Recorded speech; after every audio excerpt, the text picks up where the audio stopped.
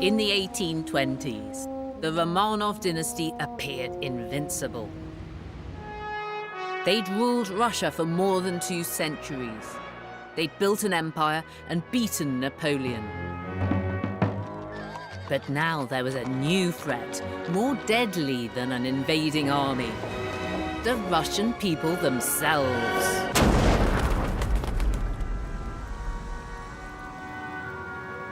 In July 1826, 5 revolutionaries were led out of this St Petersburg fortress to their deaths.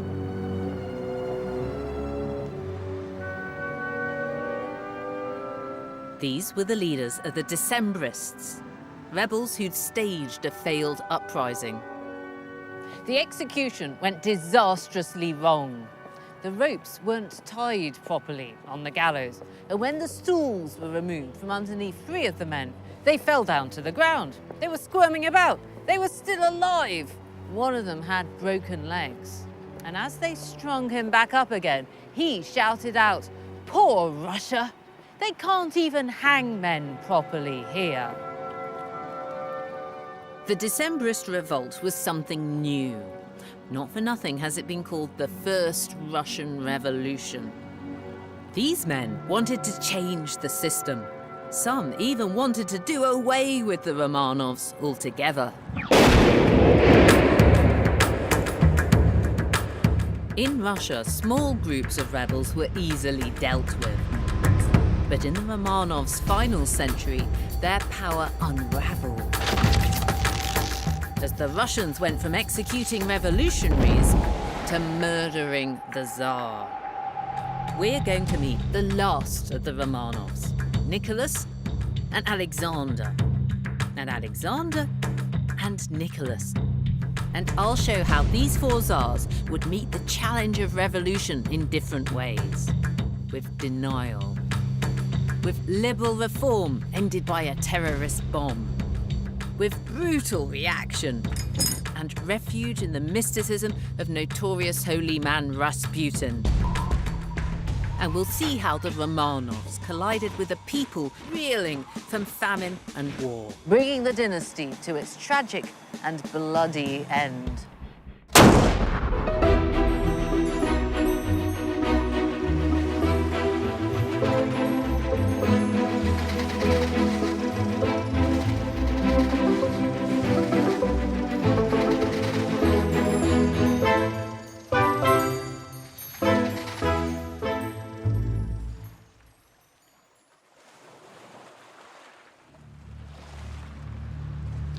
In December 1825, Tsar Alexander I, the hammer of Napoleon, was dead.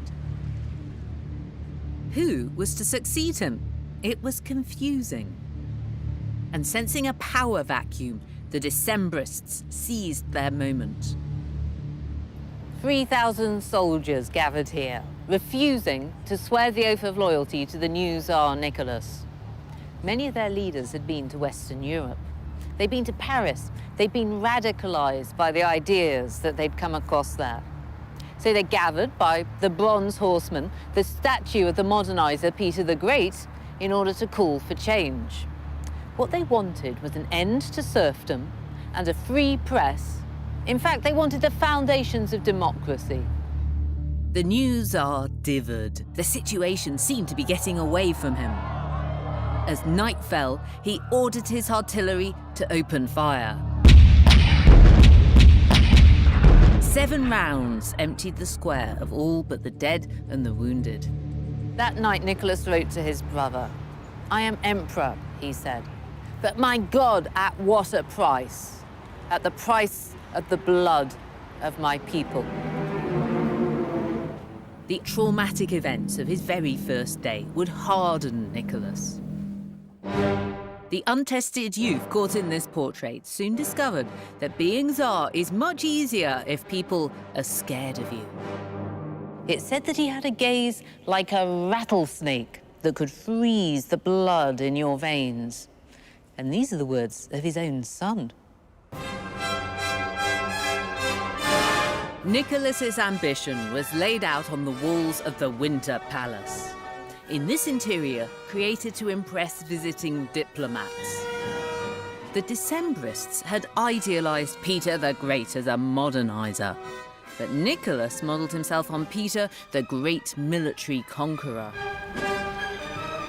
Beneath Peter's larger-than-life portrait would sit Nicholas himself.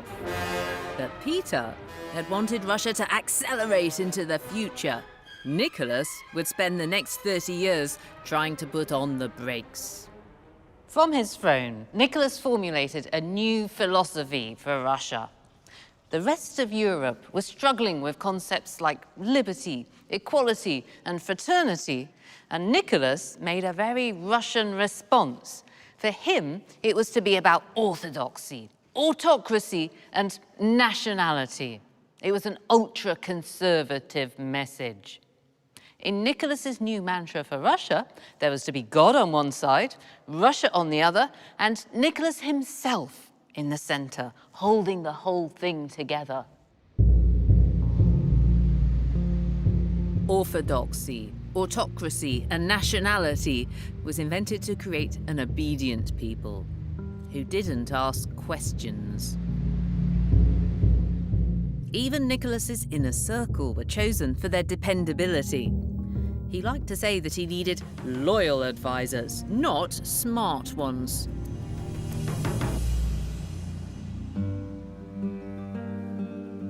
Nevertheless, groups of writers and thinkers emerged, the intelligentsia, who set out to challenge this stupefying status quo. By the middle of the century, subjects like serfdom were openly tackled by radical journals like The Contemporary, whose roll call of writers included Leo Tolstoy and Ivan Turgenev. More than any other writer, it was Turgenev who changed people's minds about serfdom. He grew up in a noble family on an estate rather like this. He had a privileged childhood. But he witnessed his mother being tyrannical with the family serfs. He saw serfs beaten, sent off to the army, serf families split up. Turgenev wrote a series of stories, collected under the innocuous title Sketches from a Hunter's Album. Here was a human portrait of the serfs themselves, alongside the cruelty of their masters, the landowners. This book was published in 1852, exactly the same year as Uncle Tom's Cabin in the United States. And just as Uncle Tom helped to mobilize public opinion against slavery over there, this book had the same effect against serfdom over here. Tsar Nicholas I was so angry about the book that he placed Turgenev under house arrest for having insulted the landowners of Russia. Privately, Nicholas acknowledged that serfdom would eventually have to go. But not yet. His beloved army depended on it to fill its ranks. And he needed the military to enlarge his empire. Under Nicholas, Russia expanded its territory in the Caucasus and Central Asia and became the dominant power in the Near East. Russia had the largest army in the world. All the other powers thought that she was a terrifying threat. But these numbers were deceptive. Mostly the army was made up of these conscripted peasants whose equipment was poor and whose motivation was poorer. And Nicholas, although he loved military parades, hadn't helped. He'd promoted people who were loyal as opposed to people who were talented. He just didn't have the right generals to win a war. So it would only be a matter of time before the might of the Russian war machine would prove to be paper thin. That moment came in 1853, when Nicholas blundered into the Crimean War. Russia was fighting France, Britain, and the Ottoman Empire. And to Nicholas's increasing horror, he was on the losing side. The Russians lose the Crimean War essentially because they're a pre-industrial country trying to fight countries which are already being transformed by the Industrial Revolution. The British and French get to the Crimea by modern forms of transport, the steamship and the railway. Meanwhile, the Russians are still essentially in the pre-industrial era. They have to walk to the Crimea. They can't supply their troops in the Crimea by anything but pre-industrial means. And Russian artillery is outranged on the battlefield by English and French rifled muskets. They also simply don't have the financial muscle to keep going. To add to Nicholas's disgrace, Russia was losing on her own soil. There was no escape from the humiliation, not even at the Romanovs' summer palace at Peterhof. Just over there on the horizon, on a clear day, is the island of Kronstadt. It's the naval base that defends St Petersburg 20 miles that way. And from the very palace grounds, Nicholas, with his telescope, could see French and British warships stationed near the island. To them, this was a terrific show of strength, but to Nicholas, it was a personal humiliation to see the enemy so close, so deep into his empire. He'd been brought face to face with his own military weakness. His courtiers noticed a physical change in Nicholas. He was perpetually downcast, his face in wrinkles.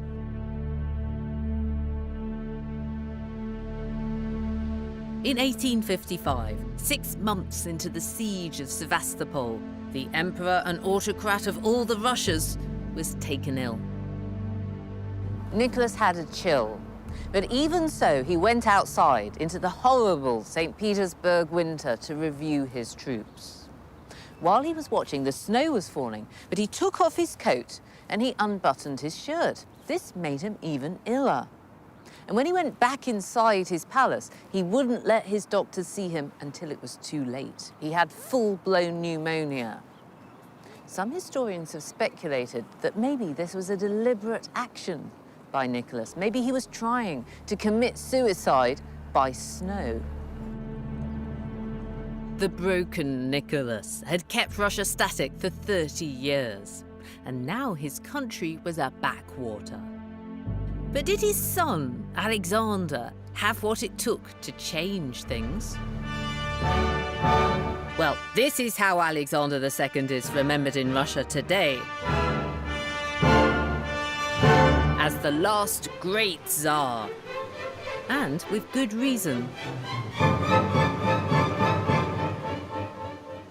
This inscription lists Alexander's CV in glowing terms, and rightly so. He introduced reforms in education, in the judiciary, in local government, in the army. But his biggest achievement is listed right here at the top. It says, in 1861, Alexander overturned serfdom, liberating millions of peasants from centuries of slavery, an act that earned him his name, the Tsar-Liberator. By the mid-1850s, the arguments for abandoning serfdom were immense. It was part of the disgrace at Crimea. It tied people to the land so that industry couldn't develop. And increasingly, it was just seen as wrong. But when it came to reforming the system, huge self-interest was also at work. What really convinced Alexander to end serfdom was the threat that he perceived to the Romanovs themselves. Unless he introduced change through reform from above, his hand might be forced from below through revolution. After years of consultation with landowners, Alexander signed the Decree of Emancipation in 1861. In the Moscow State Archives, it's possible to see how the serfs themselves would have learned the news.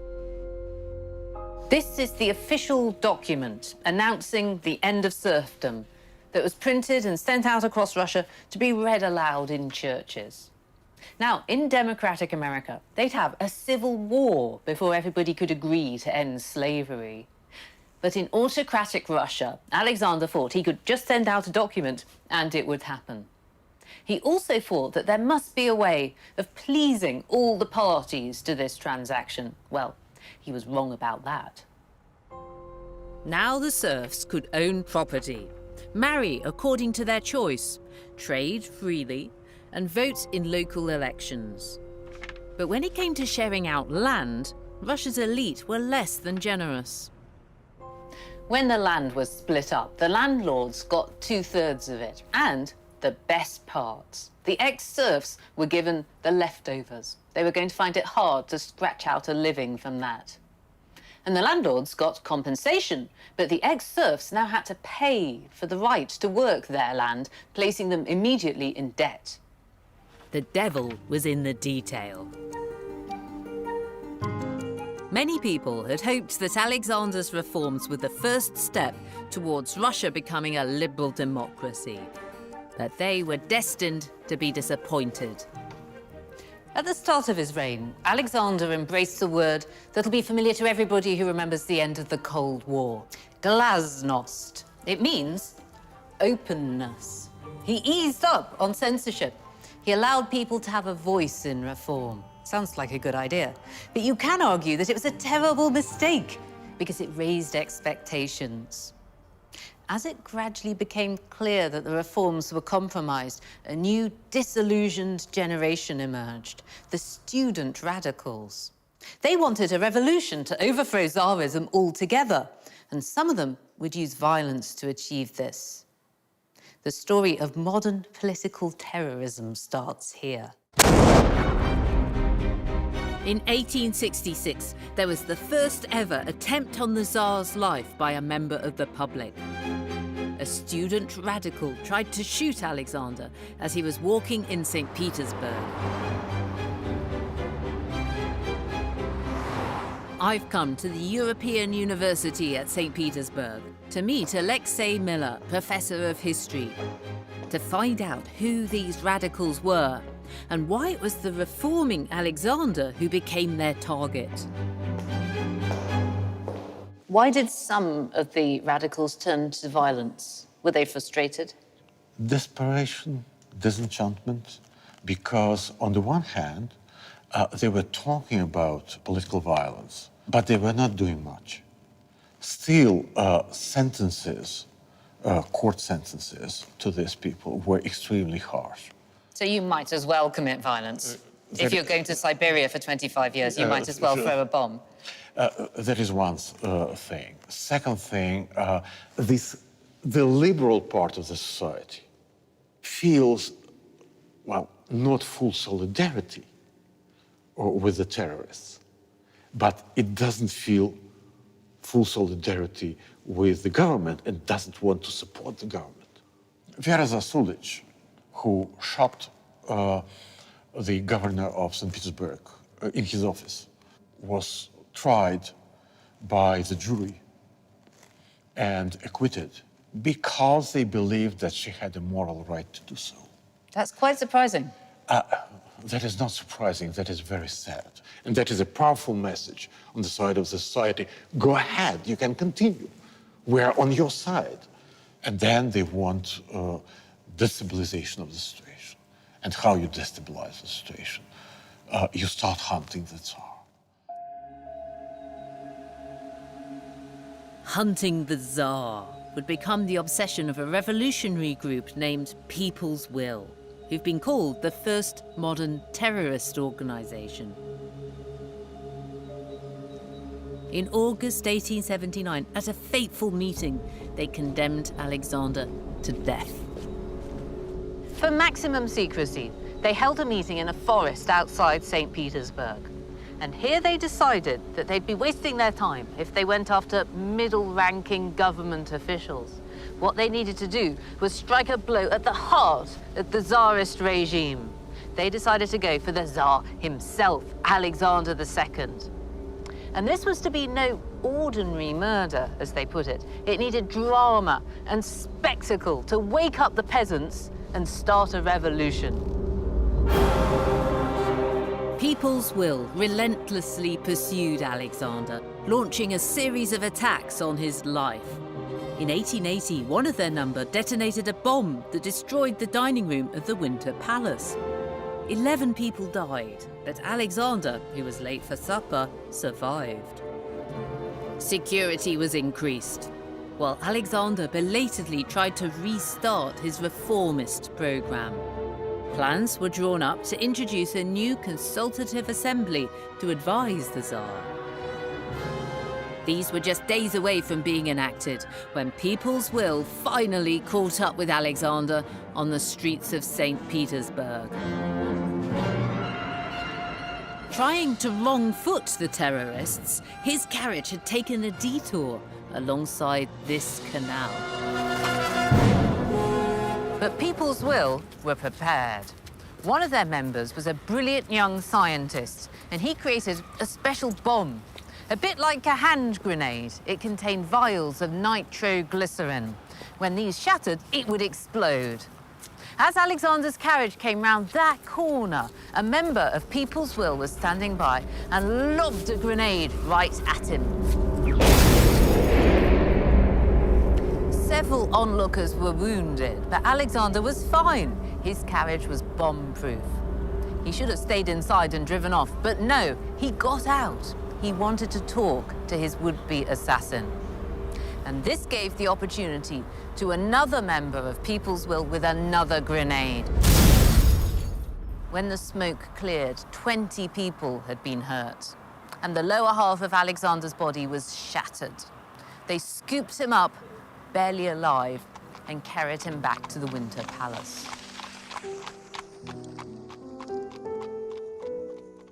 At the Winter Palace, the dying Tsar was surrounded by his stunned family. He knew he was dying, they knew he was dying. It's all very bloody and very horrible.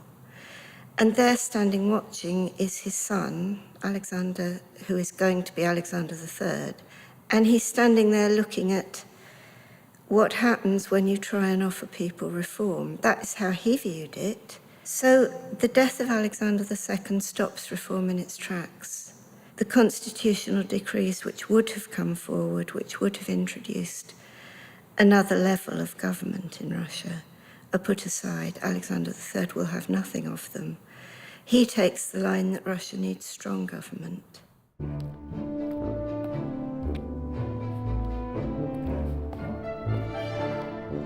Alexander III presented himself as a strong man, and he certainly looked the part. A mixture of beard and muscle poured into a uniform. He was an enormous man, 6'3" and built like a great big bear. His party trick was to get an iron bar and to bend it with his bare hands. Alexander has had himself painted greeting a collection of peasant leaders. He's resolute, standing firm, the weight of Russia on his broad shoulders. And they're completely overwhelmed by the experience. Some of them are swooning away, and others are shielding their eyes from the magnificent sight of him. Alexander III wasn't exactly an intellectual giant, but he held his autocratic regime together almost through force of will. Alexander introduced a new era of reaction. He gave the authorities extensive powers to jail people and to close down newspapers. There was a new secret police, and he was determined to stamp out all revolutionary movements, starting with People's Will. In the years following 1881, dozens of revolutionaries made this boat trip to that rather terrifying-looking castle. Known as the Russian Bastille, the Schlisselburg fortress was where political prisoners were sent to be forgotten. Schlisselburg was built in the 14th century. But in the 1880s, Alexander III oversaw the construction of a new prison for those associated with his father's murder.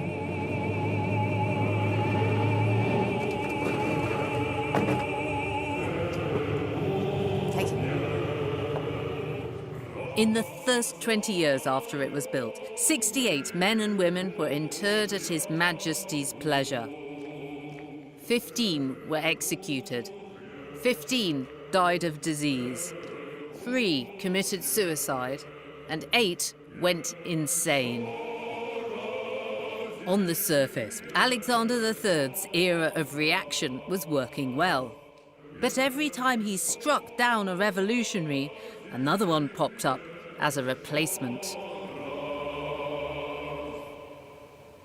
In 1887, 5 prisoners were brought out of the fortress's execution block and hanged on a gallows just where the white tree is. Their crime, plotting to murder the Tsar. One of them was a 21-year-old called Alexander Ulyanov. That's his grey memorial up there. Now, you might not have heard of Alexander, but you will have heard of his younger brother. On the day of Alexander's execution, this brother was at school doing his geometry exam.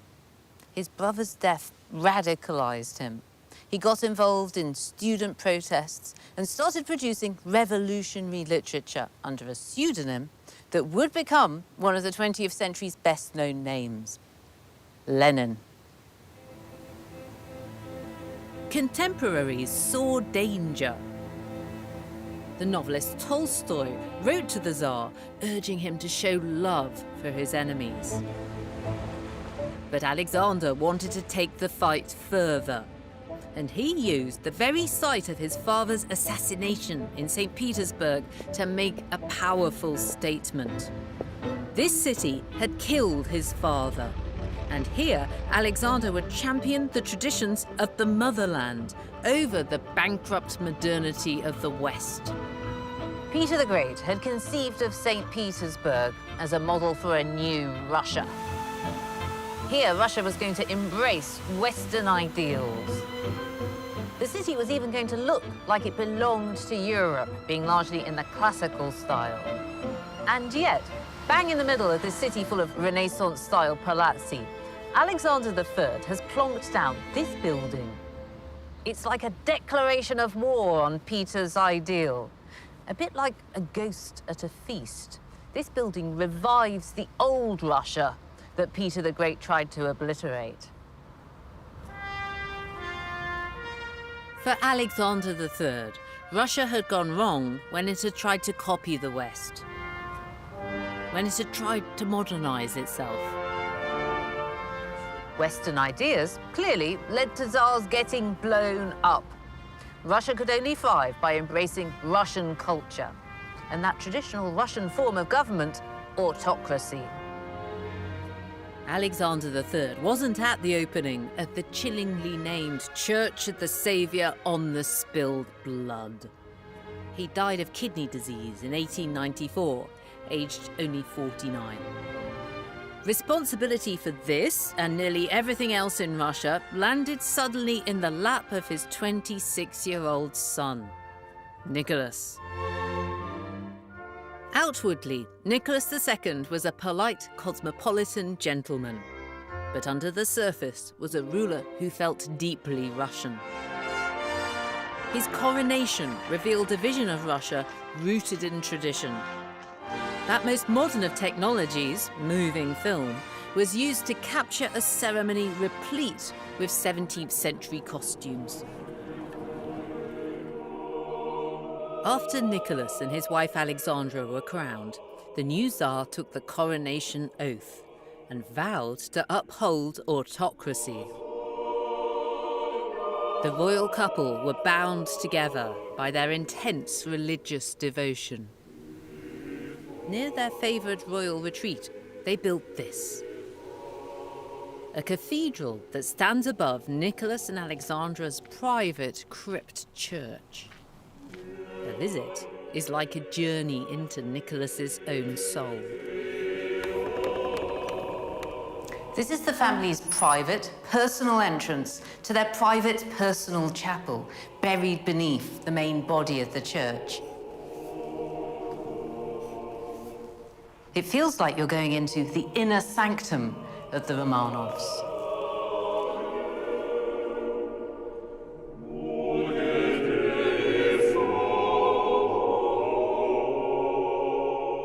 Nicholas was a fatalist. He believed that whatever happened was ultimately God's will. Misfortune would lead him to declare, "God knows what is good for us. We must bow down our heads and repeat the sacred words." Thy will be done. Nicholas was a man of deep, deep piety. With some other rulers, religion is for ceremony or show. Not so with Nicholas. During his reign, more churches were built in Russia than during the preceding century. And his first response to disaster wasn't what I'd call practical. It wasn't, how can I help? He would spend several hours in prayer. He felt that he had a very personal relationship with God.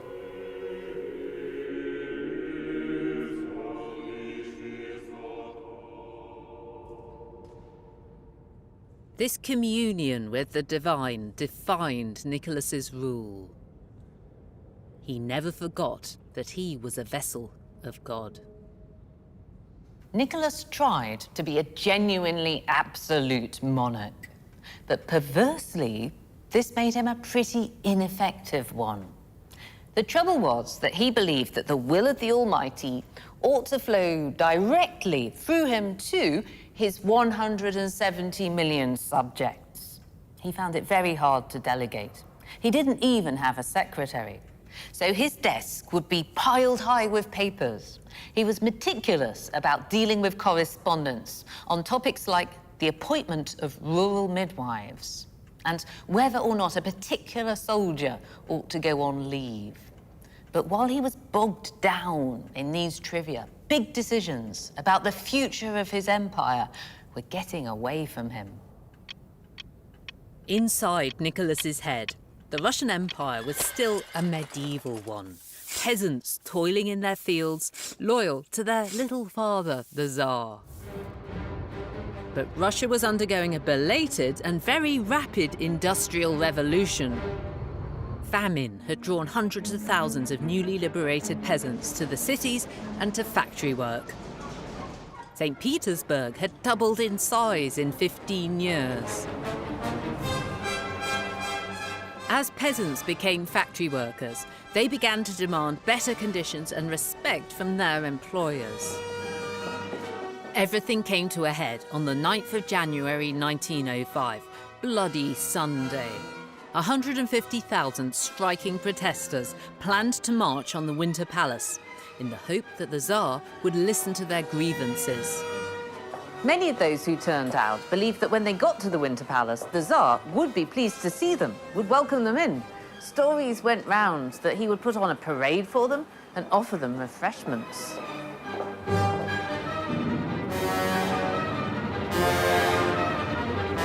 Nicholas wasn't at home at the Winter Palace, but 12,000 troops had been posted around the city with orders to prevent the marchers from reaching it.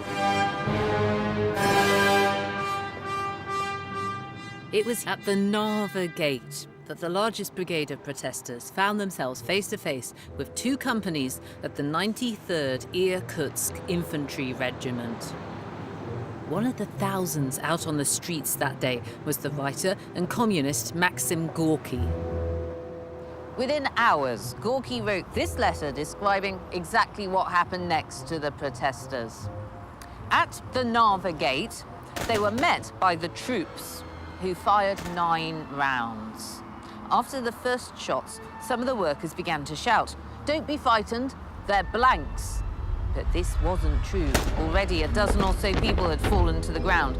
The front ranks were mown down, and the soldiers fired again at anybody who tried to stand up and get away. 40 people died at this spot, and across the city more than 100 were killed and hundreds more wounded. But according to Gorky, there was another casualty. The Tsar's prestige has been killed here. That is the meaning of this day. For a year, revolution raged across the empire. And it was only brought to an end when Nicholas caved in and made concessions. He promised a free press, right of assembly, and above all, a constitution. And Russia was to have an elected assembly, the Duma, whose approval would be needed to pass legislation. Nicholas insisted that the state opening of the Duma be on home ground, at the Winter Palace. And so, in April 1906, Russia's elite found themselves face to face with the people for the first time. On this side of the room stood Nicholas's existing government, his state councillors, in their uniforms with gold lace. On the other side stood the members of the new Duma. They were wearing the clothing of workers and peasants. That's red shirts and big rough boots. And the two sides looked at each other with suspicion and hostility. If there were ever a moment for Nicholas to reach across the divide and bring people together, this was it. But no, he made a speech recommitting himself to the principle of autocracy. He was going to hold on to it, he said, with unwavering firmness. At the end of the speech, the state councillors let out a big cheer. They were delighted. But the members of the new Duma stood and listened in stony silence. In the end, Nicholas's first Duma didn't last 10 weeks. He dissolved it and ultimately fixed the elections to get a more compliant one. For now, autocracy had won the day. After the 1905 revolution, Nicholas and Alexandra were spending more and more time in the safety of this neoclassical palace. Here, the Tsar was able to be something that he was actually good at: a husband and a father. We're only 15 miles away from the centre of St Petersburg, but the secluded Alexander Palace in its beautiful park seems like a completely different world. It was here that Nicholas and his family found an escape from sycophantic courtiers and the unkind gossip of the court. But it was also here, at the centre of their happy domestic life, that a crisis was unfolding, with grave consequences for the dynasty. Nicholas II had 4 daughters, as seen here: Olga, Tatiana, Maria, and Anastasia. But with the birth of his 5th child, Alexei, in 1904, he finally had an heir. The royal children played in the palace's vast park. A favourite den was this playhouse, built for the children of Nicholas I. But a handful of people knew that Alexei had inherited the condition of haemophilia through his maternal great-grandmother, Queen Victoria. At the start of the 20th century, this was a death sentence. In 1907, the 3-year-old Alexei had been playing when he fell over and hurt his leg. When he was carried into the palace, it was clear that something was very wrong.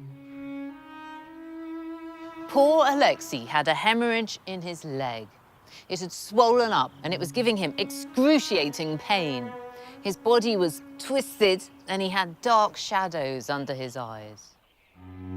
For 3 days, the boy's condition deteriorated and he came closer and closer to death. The doctors couldn't even ease his pain. With nothing to lose, Alexandra and Nicholas turned to Grigory Rasputin, a mystic and a holy man who, it was said, had healing powers.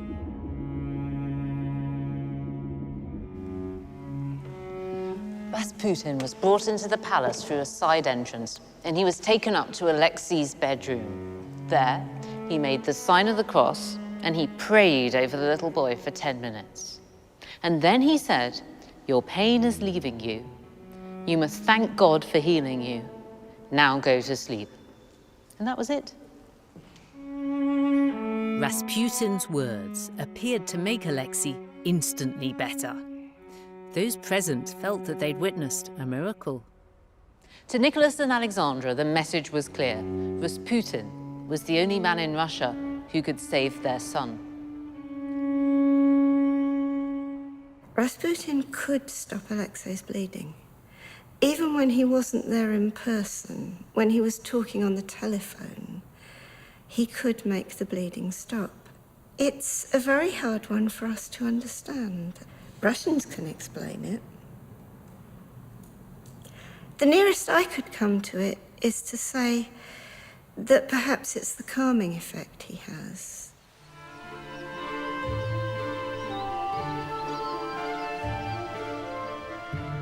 with Alexandra's anxiety, her son's fragile health, talk of revolution and the threat of assassination, the Alexander Palace turned into a place of even greater seclusion. The Empress and the children simply locked themselves away.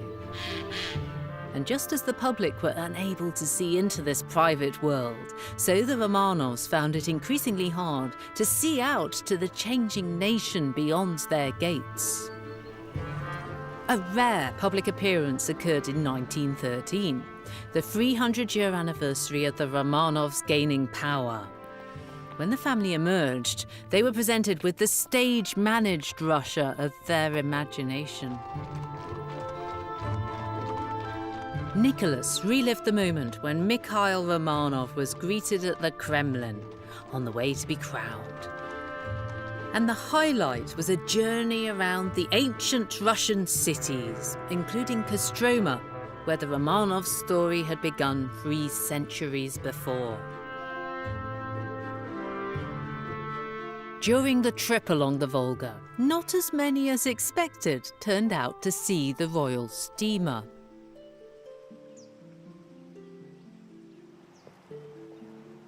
But when they got here to Kostroma, the weather warmed up, and so did the crowds. People were throwing themselves at the Tsar's feet. They were even kissing the ground where his shadow had fallen. This was a true spiritual homecoming. This adulation made Alexandra cock-a-hoop. "We need merely to show ourselves," she said, and at once their hearts are ours. What no one knew was that this was to be Imperial Russia's final golden summer.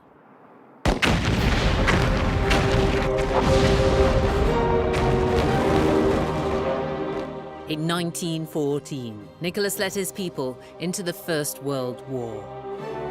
Workers rallied to the Tsar, as to our emblem. 12 million men would be mobilized. And Nicholas made a stirring speech from the Winter Palace, likening the fight to Alexander I's war against Napoleon. But the war would force Nicholas to make a fateful decision.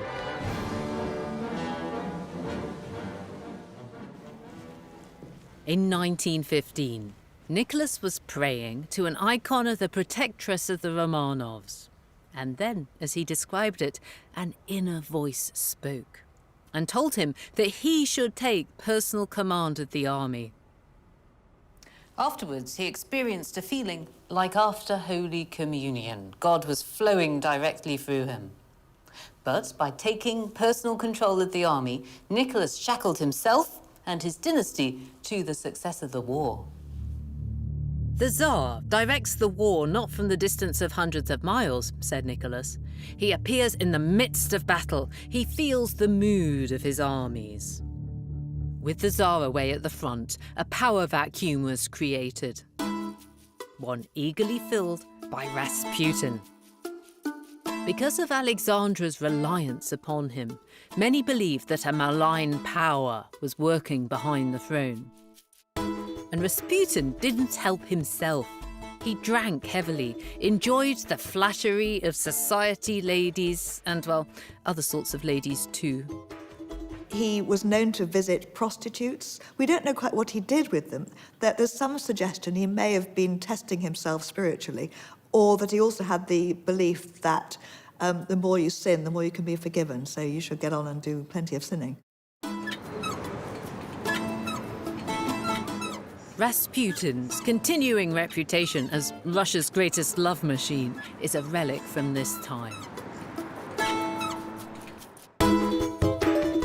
The rumours damaged Alexandra, who was tainted by association. The fact that they were close to him and refused to speak about it just exacerbated relations with the rest of the family and with the wider aristocracy, certainly calling into question their judgment and increasing this sense of us and them. A plot was hatched to kill Rasputin. It centered around the man who lived here, Prince Felix Yusupov, who was married to Tsar Nicholas's beautiful niece, Irina. On the night of December the 16th, 1916, Felix lured Rasputin to his palace with the promise of a midnight assignation with Irina. Upstairs, they could hear the sounds of a party. A gramophone was playing. Felix explained that his wife had guests and that she would come down when they'd left.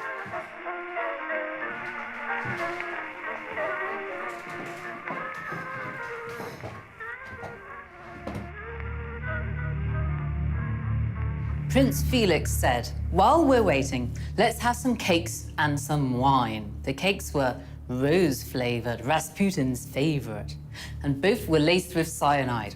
He ate and he drank, but there seemed to be nothing wrong with him. He asked Prince Felix to play some songs on his guitar.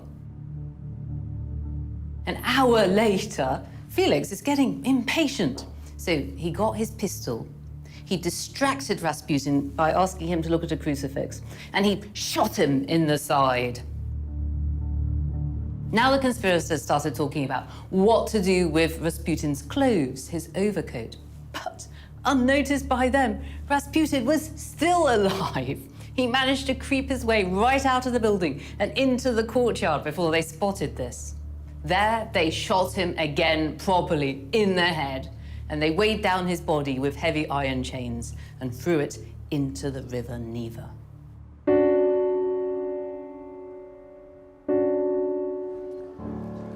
The removal of Rasputin was too little too late to save the Romanovs.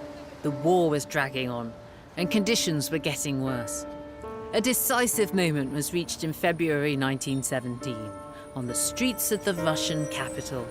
Workers, tired of long hours in the factories and even longer queues for bread, came pouring out onto the streets. The First World War was a disaster for Russia. 3 out of 4 Russian soldiers became casualties. Workers and farmers had been taken from their jobs and then slaughtered by the German army. And this led to food shortages and rampant inflation. Ultimately, the glittering Romanovs would be brought down by a people who wanted the basic commodity of bread. The breaking point came on International Women's Day. Thousands of women flooded the streets to protest, joining forces with striking workers. By the next day, 250,000 people were marching down Nevsky Prospect. They were smashing up the shops and carrying banners that said things like, "Stop the war," "Feed the children," and most worryingly to the Romanovs, "End autocracy." Alexandra wrote to Nicholas of a hooligan movement in the streets. Nicholas commanded the local garrison to put a stop to the protests, and orders were issued to use all necessary force. The thousands of people on the streets were met by soldiers who followed their orders and fired at them. But that night, when the troops went back to their barracks, they began to ask themselves whether they could face another day of shooting at their fellow citizens who were desperate for food. The answer to that question became clear the next morning. The streets were full again with the workers, but also with soldiers with red ribbons on their bayonets. The mutinies amongst the armed forces went on all day. They broke into weapons factories, they set fire to police stations. By sunset, the revolution was well underway. By now, Nicholas had been abandoned by his generals, who believed he was completely useless, an obstacle to victory. Travelling home from the front, Nicholas's train was forced to divert, and he started getting telegrams from politicians and the military.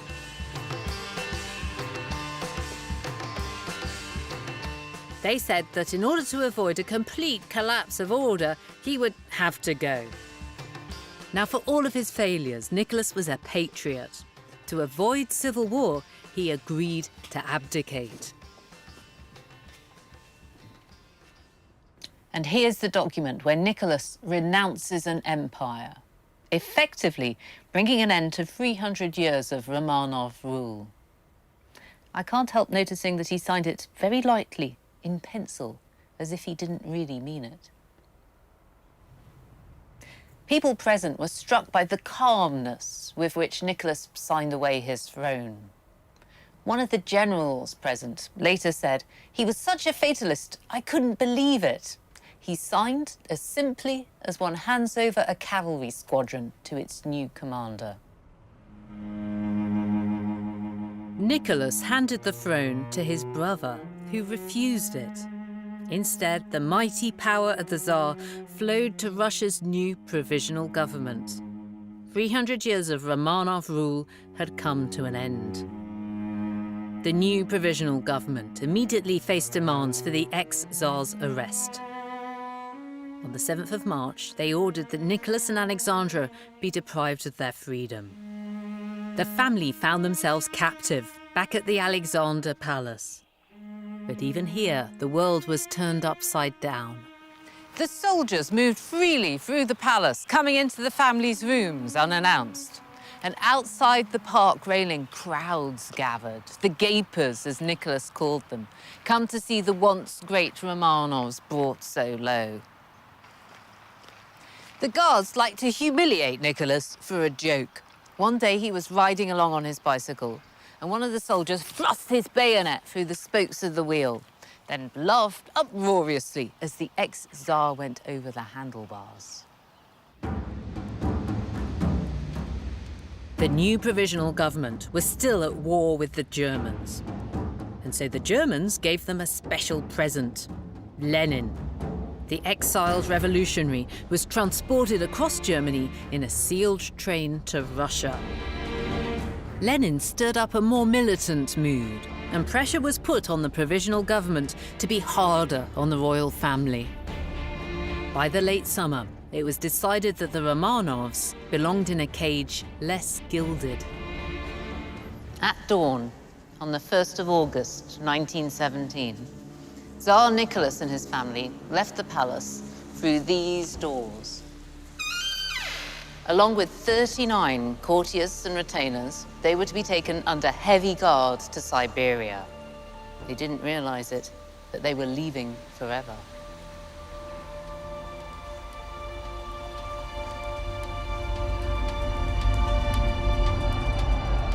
In spite of this harder line, the provisional government were out of step with the people who wanted an end to the war, and who were flocking to Lenin's promise of peace, land, and bread. In October came the 10 days that shook the world, when Lenin's Bolsheviks overthrew the provisional government. The Winter Palace was stormed, telegraph stations and government offices occupied. With control of the state, the Bolsheviks now founded their own militia, the Red Army.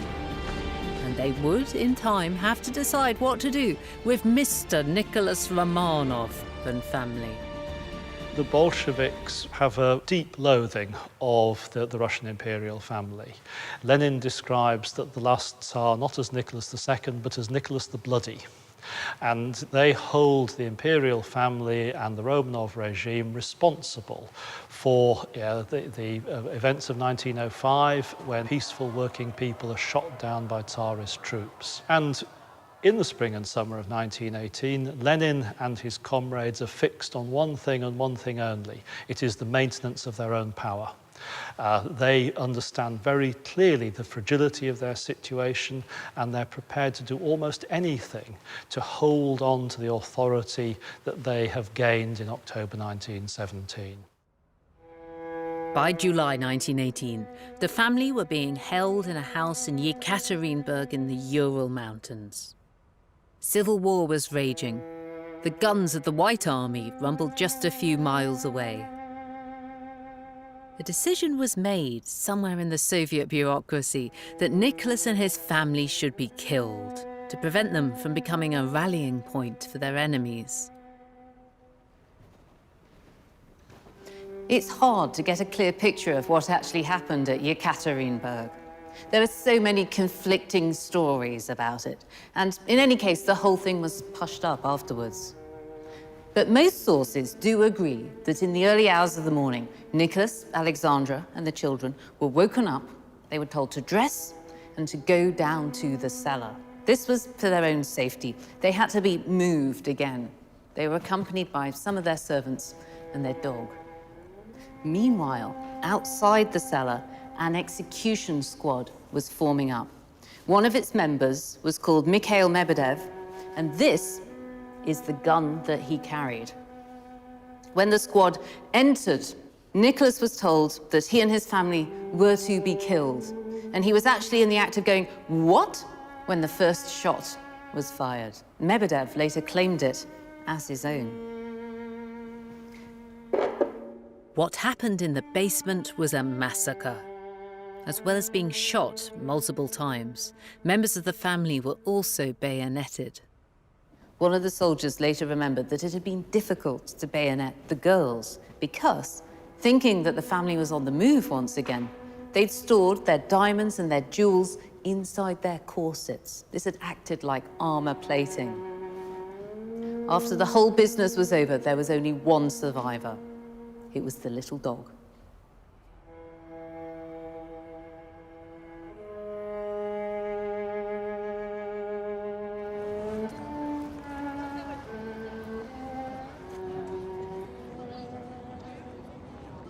The question I keep coming back to is, could all of this horror have been avoided if Nicholas was a bit more politically astute and a bit less determined to cling on to his autocracy? If Nicholas had heeded the warning of the revolution of 1905 and become a constitutional monarch like in Britain, then maybe his life, the lives of his family, and the lives of millions of ordinary Russians could have been saved. But no. He was determined that his power should be undiluted. And if you look back at the history of his dynasty, you can sort of see why he made that decision. Nicholas's devotion to autocracy wasn't a fetish. For him, it was a rational response to how power worked in Russia. His direct ancestors, Peter the Great and Catherine the Great, had used their absolute rule to turn Russia into a world power, while Western-style reforms led to instability and assassination. And even though Nicholas himself didn't make a good job of being an autocrat, the regime that followed him would in some ways resemble that of Tsarist rule, with its own red Tsars around whom the state revolved. For better or worse, how the Romanovs governed paved the way for what was to come.